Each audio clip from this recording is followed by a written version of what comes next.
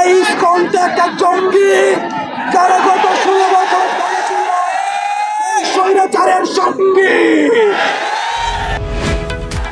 ইসকনের উগ্র সন্ত্রাসী দ্বারা আইনজীবী হত্যার প্রতিবাদে এক সমাবেশে হাসনাত আবদুল্লাহ বলেন, ইসকন একটি জঙ্গি, তারা দীর্ঘ 16 বছর ছিল সরকারের সঙ্গী।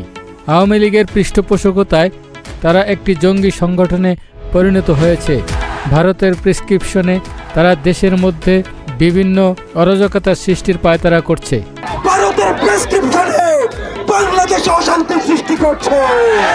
দেশের ভিতরে বিভিন্নভাবে বিভিন্ন রূপে তারা দেশের ভিতরে অস্থিতিশীল অবস্থা তৈরি করার চেষ্টা করছে। তিনি শেখ হাসিনাকে উদ্দেশ্য করে বলেন, ভারতের হাসিনা এই বাংলাদেশে তোমার আর ঠাঁই হবে না। হাসনাত আবদুল্লাহ আরও বলেন, 5ই আগস্ট স্বৈরাচারী হাসিনা সরকারের পতনের পর দাড়ি টুপিওয়ালা ভাইয়েরা হিন্দু ধর্মাবলম্বীদের মন্দির গির্জা পাহারা দিয়েছেন। আমাদের দাড়ি টুপিওয়ালা ভাইরাই মন্দিরগুলো পাহারা দিয়েছে। আমরা একটি সাম্প্রতিক দেশ হিসাবে সবাই একসাথে বাঁচতে চাই। যতই ষড়যন্ত্র করুক না কেন, আমরা এদেশের ছাত্র জনতা প্রত্যেকটি ষড়যন্ত্রের বিরুদ্ধে রুখে দাঁড়াবো এবং প্রত্যেকটি ষড়যন্ত্রকে আমরা নস্যাৎ করে দেব।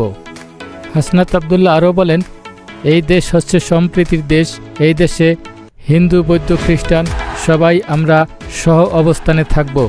যতই ষড়যন্ত্র করুক না কেন, আমাদের এই সম্প্রীতি কোনো অবস্থাতেই নস্যাৎ করা যাবে না। সকল ধর্মের সহ অবস্থান থাকবে।